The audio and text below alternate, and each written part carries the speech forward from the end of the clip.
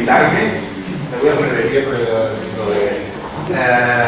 primero por invitarme. Ya sabéis que, aunque me hagáis las trampas de ya que pasa segundo por Valladolid, pues que venga por Murcia, entonces que pase, pero para mí, ya lo sabéis, es siempre un placer, no decir en broma, cuando a mí hay algo siempre que me ha llegado con Murcia por diferentes motivos, pero además encontrarme con gente que incluso había estado en otro lugar y que ahora reside en Murcia y que nos acabamos encontrando, Miguel Ángel, Abraham, Marimar, nos encontramos hace ya hace unos años, el otro día lo calculé, pensamos que ya hace unos años también que nos habíamos encontrado. Esa cuestión de un cierto intercambio, y un poco también lo que traía hoy, y voy a intentar ser breve, primero porque hay un vino y ahí también se aprenden cosas, también se intercambian muchas cosas, y creo que eso es muy importante de poder seguir manteniéndolo, igual que las noches de los congresos, que también vale la pena seguir manteniendo, con ciertas edades ya. Pero yo os traigo simplemente una serie de reflexiones que enganchan muy bien con lo que Ana, por ejemplo, y César ahora traían, que tiene que ver con algo que os hago un pequeño previo inicial.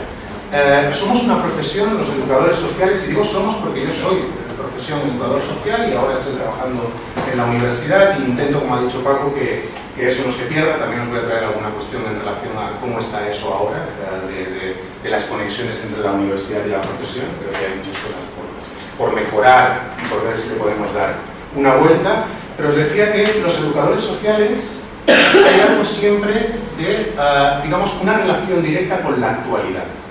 Entonces, esa relación directa con la actualidad, yo leyendo algunos otros libros, y os recomiendo un librito muy pequeño de un filósofo italiano que se llama Giorgio Agamben. Es un librito que se llama ¿qué quiere decir ser contemporáneo? Claro, ahora yo os pregunto, bueno, ¿qué quiere decir ser contemporáneo? Es fácil, ¿no? Contemporáneo, de este tiempo, ¿sí? Claro, pero ser contemporáneo, ahora, en la actualidad, da la sensación que ser contemporáneo es estar a la última, ¿no? Es decir, de lo contemporáneo, de lo actual, de lo presente, vemos muchas veces las luces, ¿no? Las luces, como sabemos, a veces enciegan, ¿no? O sea, ser contemporáneo a veces, y lo digo como mandato a los educadores sociales, que estemos a la última quiere decir cómo vamos implementando cuestiones nuevas en relación a nuestra propia profesión. Ahora, lo que dice este filósofo es que cuando hablemos de ser contemporáneo también hay que tener en cuenta algo muy interesante, y es que en la contemporaneidad no solamente hay luces, sino también hay sombras. Y ahí es donde tomo las palabras que antes Ana decía, cuando, por ejemplo, bajo los encargos que recibimos, no solamente hay esos encargos bonitos, sino que hay encargos ocultos. Ahí están las sombras. Ser contemporáneo nos obliga a estar muy alerta. No solamente con aquello que tiene que ver con las luces, sino también con las sombras. Y en la actualidad, en lo que estamos viviendo ahora, esas sombras están muy presentes. Entonces, como educadores sociales, pensar que esas sombras no existen es ser un poco ingenuo. Simplemente para poder abrirnos esa posibilidad de, al menos era el tema central de lo que quería traeros hoy, para ver si lo podíamos charlar, lo podíamos conversar. Por eso voy a intentar ir un poco deprisa, si hay alguna cuestión en la que podamos parar, paramos, ¿no? ¿Qué he llamado esto de oportunidades de la educación social? Cuando digo oportunidades, bueno, los que me conocen o a veces hemos trabajado conjuntamente, me gusta ir a ver qué significan realmente las palabras, ¿sí? Cuando hablamos de oportunidad, ¿no? ¿Qué quiere decir oportunidad? Con los chicos a veces también hablamos de segunda oportunidad, por ejemplo en el caso de las infracciones, pero también en el caso, por ejemplo, de la protección a la infancia, hablamos de segundas oportunidades. ¿Pero qué quiere decir oportunidad? Uno se va al diccionario y mira de dónde viene esto de oportunidad, y es fabuloso. Es fabuloso. Se puede armar algo, si queréis, de un cierto juego literario sobre lo que significa la oportunidad, que creo que nos abre precisamente, y dada la redundancia, muchas oportunidades. Fijaros que oportunidad viene de un prefijo que es o, que quiere decir antes, delante, ¿sí? Y portus, que es puerto. ¡Qué bonito! Delante de un puerto. Eso ahora pasarlo a la educación social. A la propia historia que antes Miguel Ángel nos refería de los congresos, ¿no? De llegar a un puerto, de ponerse delante de un puerto. Muy bien, cuando uno llega a un puerto, pensémoslo, metaforicémoslo, si queréis, en la educación social. Uno llega a un puerto, llega a un destino, ¿sí? Cuando uno llega a un puerto, normalmente, digamos, entra en la dársena, el práctico del puerto le da permiso para entrar, ¿no? Porque hay que circular, digamos, hay un tránsito ahí y se produce un desembarco, ¿no? Uno desembarca mercancías, pasajeros, lo que sea. Es decir, uno ante ese puerto llega y finaliza ¿qué? Un viaje. ¿Sí? Ahora bien, finaliza un viaje y ese barco se queda ahí. Los barcos se quedan en el puerto, se quedan un tiempo. Un tiempo en el que hay un nuevo embarque, ¿sí? Y vuelve a salir. Se inicia otro viaje, por lo tanto se abre otra oportunidad. Me parece precioso si lo pasamos a la educación social. Miguel Ángel ha hecho un recorrido y la educación social ha llegado a algún puerto, ¿sí? Se hablaba del hito de tener una definición, de unas funciones, ¿sí? Yo ahora la pregunta, y si queréis una pregunta malvada, es: ¿la educación social ha llegado a un puerto, ha echado ancla y el ancla se ha, digamos, llenado de, todos sabéis, ¿no? Cuando pasa algo de mucho tiempo que se llena de cosas de animales, de musgo, incluso se oxida? Es decir, ¿no es el momento, posiblemente, de lanzarse a otro viaje? Lo digo porque un barco como la educación social, anclado en un puerto, puede producir efectos muy negativos. Mucho. O iniciamos constantes viajes, o si no, hay algo de eso que se acaba oxidando. Y eso me lastima, porque entonces no abrimos oportunidades. Cuidado, si no abrimos oportunidades para la educación social, ¿cómo podemos autorizarnos a hablar de que damos oportunidades a otros? ¿A quiénes? A veces, ¿qué estamos? ¿O qué estamos utilizando? Trampas del lenguaje en relación, por ejemplo, a las segundas oportunidades, a la reeducación, a la reinserción. Hay trampas. Cuidado, trampas a veces inconscientes, ¿eh? No estoy diciendo que haya un acto de maldad de los educadores sociales y de no, simplemente de anquilosamiento, de oxidación. Eso hay que darle al menos una vuelta. Hay muchísimas posibilidades. Seguramente si aquí estuviéramos trabajando más tiempo, no es eso lo que voy a proponer, hay muchísimos. A mí se me han ocurrido 4. No me voy a parar en todas mucho porque me interesa sobre todo la última. Os he traído también unas imágenes para que creo que pueden evocar algo de ese juego metafórico, de ese juego literario que os invito un poco a seguir pensando. Por lo tanto, hoy no voy a concluir en nada, sino que voy a intentar abrir algunas preguntas para ver si en otro momento también lo podemos concluir. Yo os ponía aquí 4, algunas de ellas ya han salido. ¿Qué pasa ya con la sempiterna, la eternísima discusión entre la universidad y la profesión? Basta ya. Basta ya. Basta ya de que la universidad siga manteniendo el discurso de el campo sacrosanto de la teoría acerca de la educación social y de otras muchísimas cosas.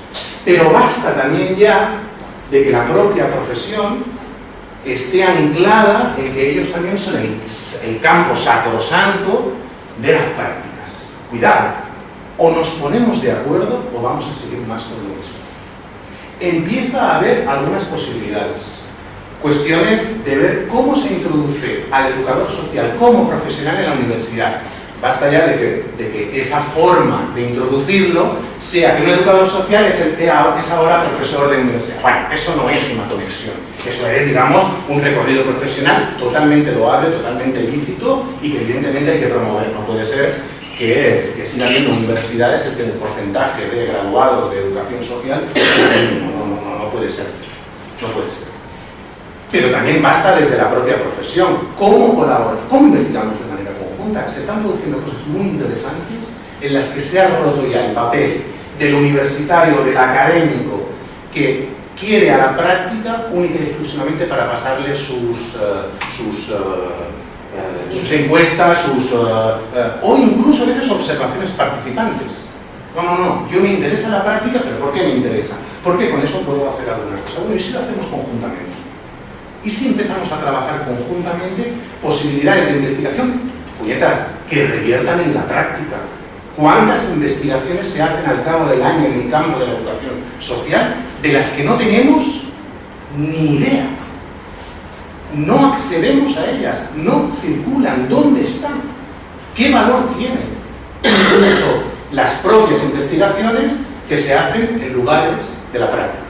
Esas propias tampoco llegan. ¿Cómo revierte, cómo socializamos la cuestión investigadora? Porque si no en este país nos va a pasar lo que está pasando en muchos otros lugares y que no nos ha llegado por una cuestión de tiempo, y es que al final habrá tal separación que será imposible que haya un entendimiento. Un ejemplo, los documentos profesionalizadores. Es mínimo el número de universidades que saben y utilizan los documentos profesionalizadores. Pero mínimos, mínimos. Pero no porque no se les haya enseñado, se haya visto, no, porque hay una posición de eso es de los educadores.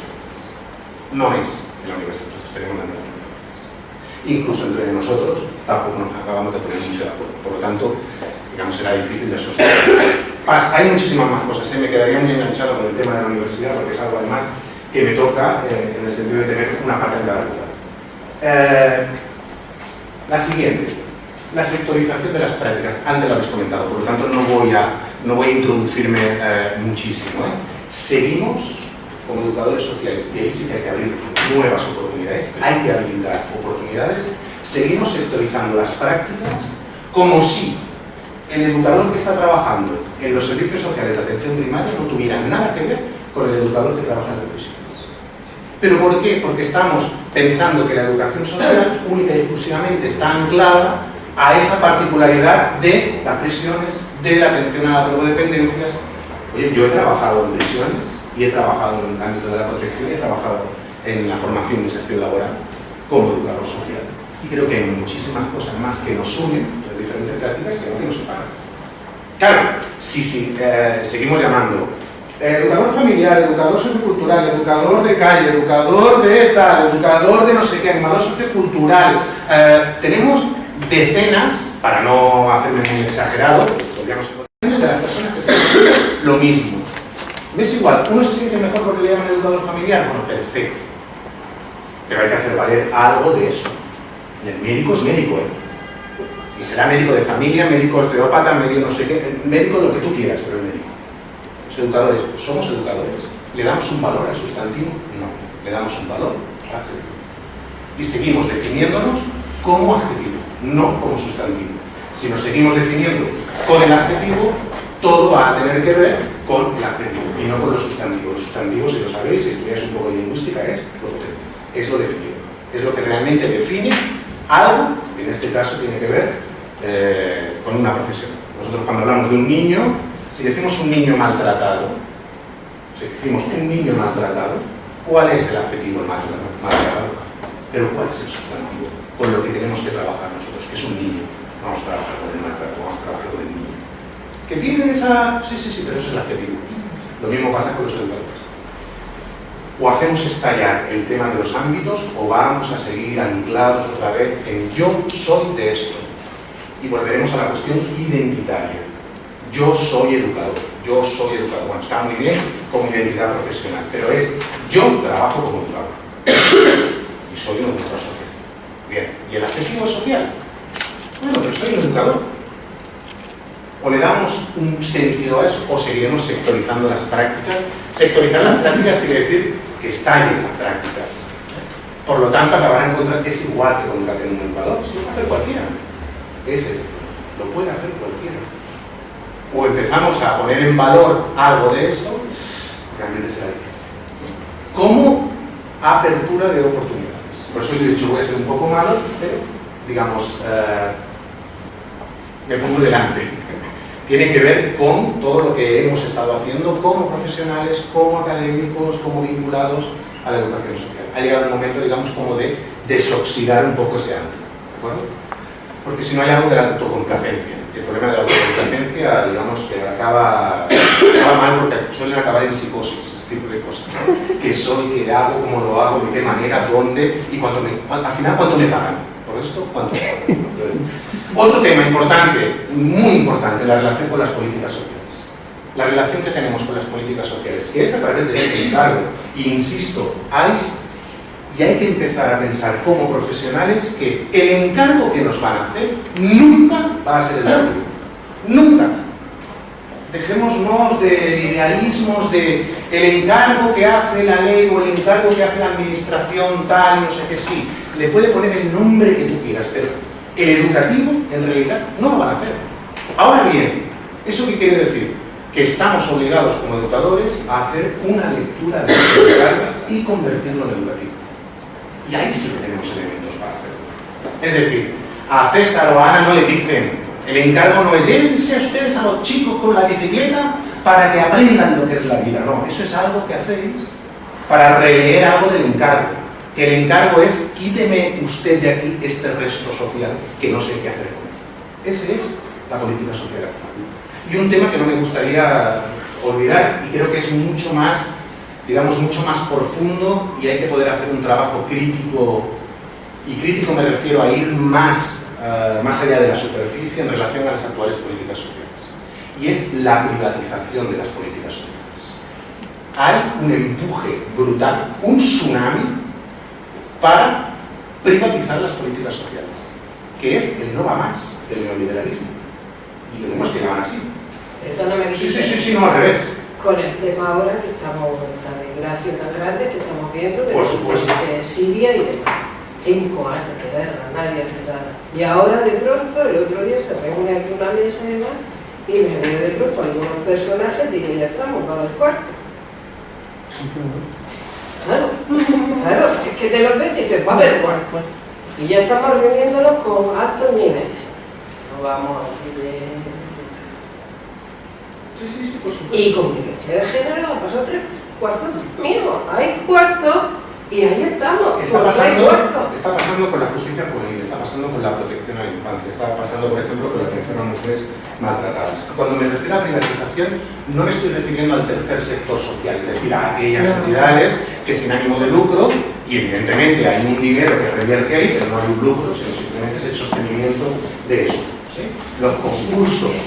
Los concursos son valorados desde el punto de vista económico porque hay técnicos que no quieren hacerse cargo de lo que significa en este caso, un gasto en políticas sociales. Claro, y la excusa es la crisis. Pero muchísimas por supuesto, cuando haya concurso. Que luego ponte a buscar. Exacto, que luego... Que lo que cuesta una plaza de internamiento de un menor un día, vamos, los dineros que se dan para eso, había para pagar la educación. Exacto. De toda la región. Esa lógica de privatización también nos coloca a los educadores sociales en otras lógicas.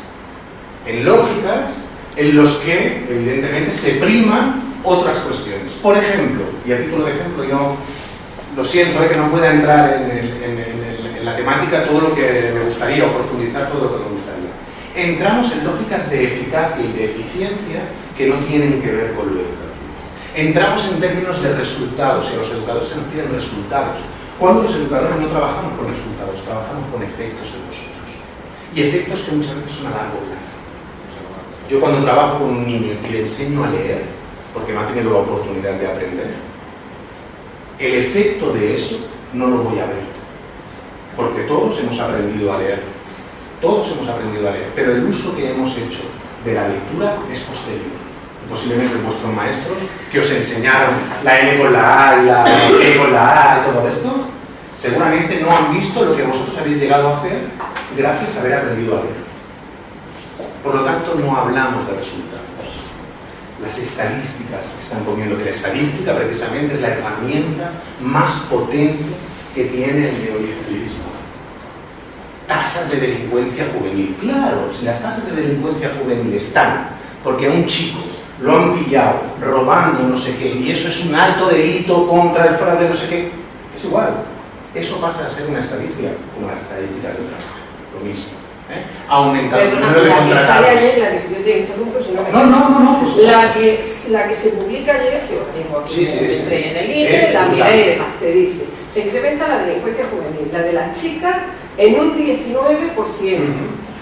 Y luego, delitos cometidos por los menores son los delitos de robo, lo mismo, delitos contra la propiedad, pero el resto, no sé si está, el robo, lesiones, y la tercera era tortura y otro tipo de esto que aparece aquí, esto ahora de dónde es. Esto ahora aquí, porque claro, eso hay que descifrarlo. Exacto. Y el requerimiento es a hacer un trabajo de reducción de la delincuencia, como si los educadores sociales tuviéramos una varita mágica y acabáramos con la pobreza, con la exclusión social, con la drogadicción y... No, cuidado. Para acabar con la drogadicción no hace falta un educador, lo que hace falta es una buena política frente a esas cuestiones. Y lo mismo con la pobreza. Nosotros podemos trabajar con ciertas situaciones y con los efectos que esas políticas están produciendo en los sujetos, en los ciudadanos. Pero nosotros podemos acabar con la pobreza. Bueno, si alguien me lo dice, vamos rápidamente al Ministerio y le vendemos el proyecto, si posible, ¿no? Por lo tanto, hay que revisar qué relación tenemos con las políticas sociales, porque si no entramos en la misma lógica de mano ejecutora de las políticas sociales. Y yo soy partidario de pensar que las cosas no son imposibles, sino que hay cosas que no sabemos qué hacer ni sabemos cómo hacerlas, pero hay que poder situarse, y ahora os explicaré cómo entiendo yo, que hay que posicionarse delante del tipo de cuestiones. ¿Qué es lo que hay que poder realimentar? ¿Sí?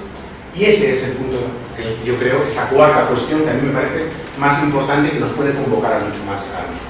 ¿Cuál es el lugar del educador social actualmente, o sea, en lo contemporáneo, en las prácticas? Yo he tomado solamente 3 cuestiones para lanzarlas. ¿Cuál es nuestra posición? Y cuando digo posición, uno toma unas coordenadas y se sitúa en algún lugar, en base a alguna cosa. ¿Sí? Uno puede estar ahí sin saber por qué está. De lo que se trata es estar en las prácticas sabiendo por qué está muy bonito. Y cuando uno sabe cómo está ahí, puede tomar una cierta posición al respecto. ¿Sí? Evidentemente no vamos a acabar con este tipo de políticas sociales, pero sí se pueden poner en marcha emergencias de eso. Cuando digo emergencias, emerger cuáles son las dificultades actuales que están sucediendo en las prácticas. Sabemos que lo contemporáneo eso es importantísimo, porque son las sombras. Os recuerdo que trabajamos con población invisible a la ciudadanía, en la mayoría de los casos. Cuando digo invisible, es que no se sabe ni que existe. Yo trabajaba en un centro de protección a la infancia, que era en un bloque, en un piso, y los vecinos no sabían qué era aquello. El orfanato, el de los monitores con los niños, que son malos, o que han hecho, seguro que han hecho algo. Luego cambiaron el discurso y era en los padres que han hecho algo, ellos no. Bueno, ese tipo de cuestiones que nos colocan. Mirad, para la cuestión de la posición, ahora os explico las otras. No sé si se ve muy bien, porque esto se lo debo a un amigo que es impagable. Esto es una obra de arte. Una obra de arte, me refiero, es una performance artística. Se la debo a Fernando Miranda, que él ha trabajado mucho con educadores sociales, es uruguayo y trabaja en la Facultad de Bellas Artes de la Universidad de la República de Montevideo. Y una vez que le pedí, Fernando, defíneme la educación social, y me dio esa fotografía. ¿Qué veis ahí? Aparte que es el Barça y el Madrid, ¿eh? No, tampoco no. ¿Pero qué veis? ¿Qué están haciendo? ¿Qué están haciendo estos? Ay, no. ¿Qué están haciendo los futbolistas? ¿Qué hacen? Están mirando. ¿Hacia dónde miran? Hacia el suelo. ¿Qué hay en el suelo? Pero, fijaros, ¿eso es un campo de fútbol? ¿O son muchos campos de fútbol superpuestos? Están mirando un poco cuál es el campo de juego. ¿Sí? Mientras estamos mirando cuál es el campo de juego, ahí no se juega.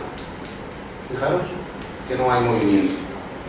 Es decir, aclarémonos ya.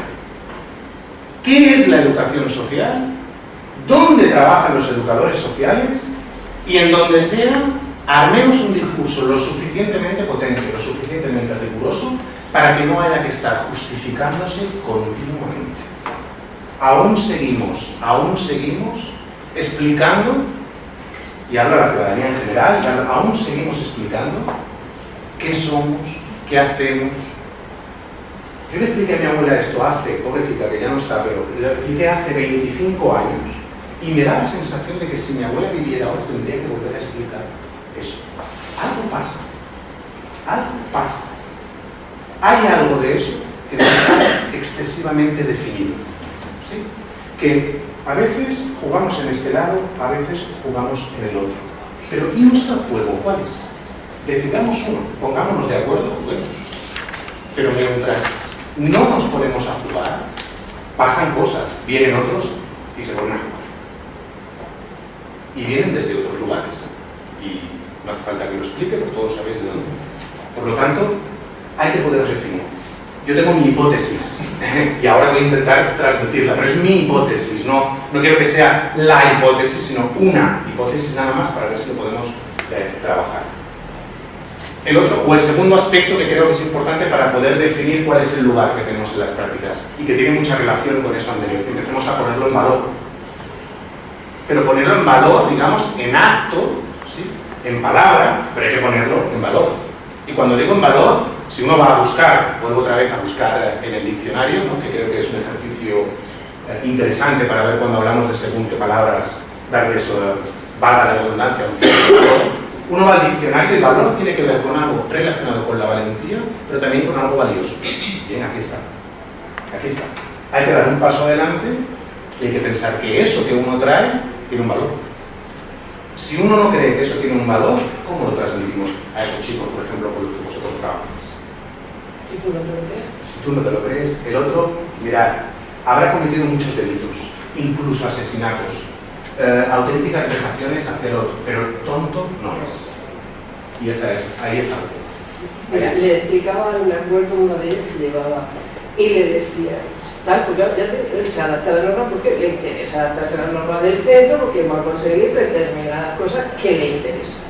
Pero luego te decía, cuando hablabas con él tranquilamente y cuando ya te conoces un poco, te decía, si yo sí que voy a terminar ahí enfrente, que enfrente estaba la prisión. Claro.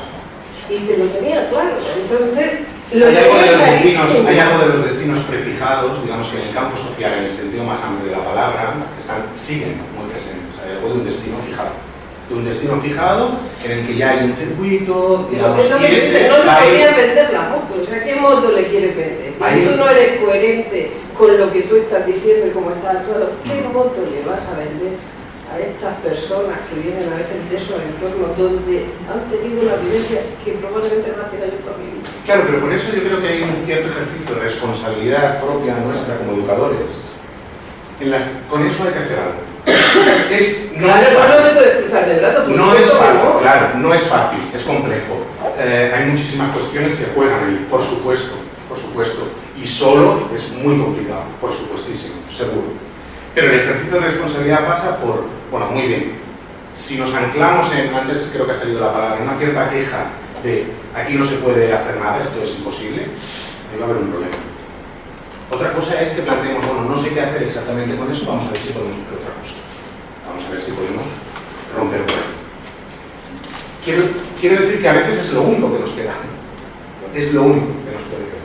Y por último, y de ahí el mito este de Sísifo, Sísifo, como sabéis, estaba condenado a subir esa piedra y en cuanto llegaba allí volvía a caer. Bien, para mí, y hay un libro muy bonito que se llama Sísifo, los límites de la educación, que para mí es el ejemplo de la mitología más interesante para definir el trabajo de un educador. La piedra la vamos a tener que seguir subiendo. Muchas veces la piedra se cae.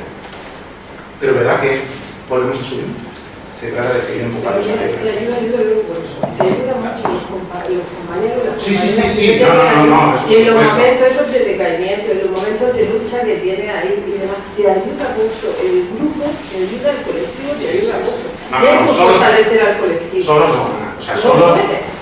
digamos, una batalla única de uno solo, no somos campeadores ni cosas distintivas, no se trata de eso, ni tampoco de mártires, al menos no quiero transmitir esta cuestión. La lectura ayuda mucho también. Ya, por eso. Y el último, que tiene que ver con ese conocimiento-reconocimiento. Y, digamos, es algo de esa metáfora que al principio os decía del barco, ¿no? Del llegar al lugar. Muy bien. El conocimiento y sobre todo el reconocimiento de lo social hacia nuestra figura pasa evidentemente en un primer momento por darse a conocer, ¿sí? Darse a conocer y decir, bueno, esto es la educación social y tiene este valor. Y no es el valor de la totalidad, sino que es el valor de algo muy particular del trabajo con una población en concreto, con la ciudadanía en general, alrededor de estas cuestiones. Y dejarlo muy claro, es decir, dibujar bien el campo de juego, ¿sí? Para que podamos levantar la vista podamos ser reconocidos en ese punto. Ahora bien, el reconocimiento del otro pasa si hay primero, previamente, un conocimiento mutuo, nuestro, autoconocimiento. Es decir, nos conocemos como profesión, nos conocemos qué hacemos, ¿no? Lo que decía, cómo nos acercamos a las lecturas, cómo las compartimos, cómo nos encontramos un vino por la tarde un par de horas y aparte de hacer un vino podemos charlar sobre algunas cosas que son contemporáneas, ¿no? Claro, uno puede darse a conocer, llega a un puerto y se da a conocer, muy bien. Pero vamos a seguir, nos vamos a conocer más aún, ¿seguimos? ¿O lo hacemos mediante ese campo de juego? Está bien, actividades de promoción de la profesión y de qué somos y qué hacemos y cómo lo hacemos, muy bien. Una vez llegado a ese punto, hay que ver cómo o qué elementos son los que hacen que haya alguien que te reconozca. ¿Cuándo? Eso lo enganchamos con la segunda de las cuestiones que os traía. ¿Cuándo lo ponemos en valor? Cuando hay algo reconocible del trabajo que hace el padre. Porque si no, digamos, es una bujita otra vez. Y seguimos, y el ancla se oxida. Porque llegará un momento que se oxidará el casco del barco. Y ahí vamos a tener problemas para iniciar otro viaje. A lo mejor damos vueltas en el puerto. También puede ser otra posibilidad. Por lo tanto, ¿qué propongo? ¿Qué es lo que creo que hay que poder empezar a hacer? Hay algo de una cierta, y permíteme la expresión, dislocación de la educación social. ¿Qué quiere decir dislocar? Sacar un poquito del sitio. La dislocación no es una fractura, ¿no? Es un sacar del sitio. Es verdad que a veces se puede poner en el mismo sitio, pero, digamos, al menos probar que esa dislocación provoca algo de abrir otras posibilidades o de abrir nuevas oportunidades. Si no, dislocamos, y cuando digo dislocar, se trata de ver cómo incorporamos eso de las llamadas de lo contemporáneo, ¿sí? Cómo lo incluimos, tomando, sobre todo, para mí, esas tres cuestiones. O empezamos a definir nuestra propia profesión en base a un cierto compromiso ético, y cuando digo un compromiso ético, tiene que ver en qué lugar le estamos dando, por ejemplo, a ese ciudadano con esa dificultad. ¿Qué lugar en las propias prácticas? No descubro nada si os digo que se están produciendo también muchas barbaridades perpetradas por educadores sociales en muchas instituciones. Lo siento, hay que dejarnos, no pasa nada. No son personas malas, no es eso, no es eso, pero están pasando. Están pasando contenciones continuas sobre medicaciones, ataduras. En Cataluña, hasta hace muy poco, ha habido toda una serie de denuncias sobre maltratos físicos y psicológicos a niños en centros de protección. Y allí no eran guardias de seguridad, que no quiero decir que no pasaban, pero no eran guardias de seguridad. Posiblemente actuaban como guardias de seguridad. Hay que dislocar algo de la educación social en pensar que podemos todo y que la educación lo puede todo. No, hay límites, como Sísifo. Hay un límite. Pero ese límite hay que poder. Para mí la herramienta tiene que ver, sobre todo, con lo educativo. Es decir, con lo sustantivo de nuestra profesión. Educador. Llega el momento de tomar un cierto compromiso político. Cuando digo un compromiso político me refiero a un compromiso con lo común, con lo colectivo. ¿No? A veces decía, no solo, no, claro que no. O sea, pero algo que tiene que ver más allá, digamos, de la propia, si queréis, y permitidme la expresión, más allá de lo gremial, más allá de eso. Trabajamos con los profesionales, trabajamos con ciudadanía. ¿Dónde están eso? ¿Dónde está la palabra, por ejemplo, de los chicos con los que trabajamos, de los autores? Se difumina, se pierde, ¿no? Bueno, a lo mejor es una otra manera. No digo que no se haya hecho o no se haga, no, pero vemos si eso le podemos dar un cierto valor, porque en definitiva, trabajar con aquel que la propia política excluye no deja de ser política. La educación es un acto político y tomar eso a cargo es nuestra obligación. No puede ser o pensar que eso no va conmigo. Sí va conmigo. Y ahora más, va con nosotros. Y por último, para mí, el más fundamental y el más olvidado de nuestra profesión, hay que tener un compromiso pedagógico, hay que tener un compromiso con el educativo. Y hay que renovar, nos tenemos que poder renovar mutuamente. Hay cosas, pasa, y eso está atravesado por la cuestión de lo contemporáneo, ¿no? Y pasa con las tecnologías, ahora habíamos discutido con Manuel, pasa con eso, incluso, de que es el primer momento de la historia en que los chicos nos están enseñando cosas a los adultos. Y no nos importa, nos da igual, no pasa nada, bueno, eso es cosa de ellos. No, pero ¿eres contemporáneo o no? ¿Eres de este mundo o no eres de este mundo? Y no quiero decir que ahora nos convirtamos en esa... No. Insisto, ser contemporáneo tiene que ver con lo nuevo y con lo viejo. Es decir, ser contemporáneo es estar en el presente sin olvidar que viene un pasado y que viene un futuro. Eso está claro. O sea, ese cruce de tiempo está ahí.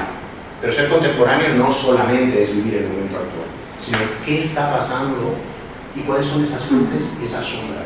Con todo, desde las tecnologías hasta los nuevos proyectos, las maneras diferentes, que tenemos que aprender muchas cosas de la escuela, del trabajo social, de la psicología, por supuesto. Pero vamos a ponernos en un nivel en el que nosotros hagamos valer algo de lo que sabemos. ¿De qué sabemos nosotros? Ya está bien de saber con todo el respeto, de las constelaciones familiares. Está muy bien, perfecto. Pero sobre todo hay que saber de algo fundamental para lo que a mí me viene como sustantivo. Si yo soy abogado, podré saber de muchas cosas, pero tengo que saber de leyes algo, lo digo yo, porque si no hay un problema. Si soy médico, tengo que saber de medicina, luego habrá una especialización en lugares comprometidos, no, ¿sí? Pero cuando un médico va a un lugar absolutamente dejado de la mano de Dios, ¿sí? Lo primero que hace es ser médico y actuar como médico y poner la medicina ahí, pero ponerla al servicio de algo, ¿sí? Con un cierto compromiso ético y un cierto compromiso político. Lo mismo los educadores. ¿Por qué no ponemos en valor de lo que sabemos? Permitidme que sea malo otra vez, porque creo que no sabemos todo lo que tenemos que saber sobre educación. Nos hemos desprendido de eso para reafirmarnos como profesión, para diferenciarnos de que nosotros no somos maestros, pensar que la educación de los maestros no tiene nada que ver con nosotros. Pero como muy bien César ha dicho antes, si uno quiere educar hay que enseñar alguna cosa. Algo que enseñar. Algo. No se puede estar con los chicos acompañándolos continuamente, que es, digamos, la nueva nomenclatura. Acompañar en la desgracia, acompañar en el maltrato, acompañar en el cuerpo. Está muy bien, acompañar puede ser estar, sin hacer nada. Y en educación tiene que haber algo de un decir, ¿no? Lo que comentamos, de cómo lo intercambiamos, tiene que haber algo de un pensar, por supuesto, la educación no puede ser pensada, por eso hablamos a veces de objetivos, ahora lo comentamos con objetivos o con proyectos, pero hay algo de un pensar y también hay algo de un hacer. O esas tres cosas las colocamos en base a algo de un cierto compromiso, pues realmente va a haber algo que no va a poder ser dislocado, porque estará dislocado dentro. Por lo tanto, se trata de recuperar, y ahí sí que permitirme, ¿no?, una cierta licencia, entendiendo lo contemporáneo como algo que nos atraviesa, que viene también del pasado. Yo creo que hay que recuperar algo que, digamos, está en el fundamento mismo de la educación. La educación es subversiva. Como acto político es algo subversivo. Subvierte esos destinos que ya están prefijados. Cuando uno puede aprender cosas, ¿sí?, cuando uno descubre cosas, puede subvertir algo. Por lo tanto, eso, como educadores sociales, yo creo, lo considero así, es mi opinión y mi hipótesis, digamos, de trabajo a donde he podido llegar. Creo que hay que recuperar algo de la peligrosidad de la educación. Algo como educadores. Es decir, para mí esta persona en algún punto ha tocado algo fundamental. Porque educar no es, muchas veces se ha planteado, trabajar, por ejemplo, en la educación social, trabajar con los niños en riesgo, no. Es arriesgarse, es ser un poco peligroso. Y a los políticos les tendría que dar miedo, los educadores, digamos, ¿no? La educación da miedo al poder, siempre ha dado miedo, siempre. Como se va al siglo XV o al siglo XVI o XVII y dice, ¿y por qué no existía escuela en ese momento? Bueno, porque cuando sabes, te opones al poder. Y te opones a ese destino prefijado. Por lo tanto, yo me apunto. Voy a intentar ser peligroso. Bueno, no me he pasado mucho, me he pasado un poquito, pero no me he pasado mucho. Gracias. Estoy seguro que hablar de oportunidades lo que va a habilitar es que haya otras oportunidades de seguir hablando sobre estas prácticas. Y ahora aquí.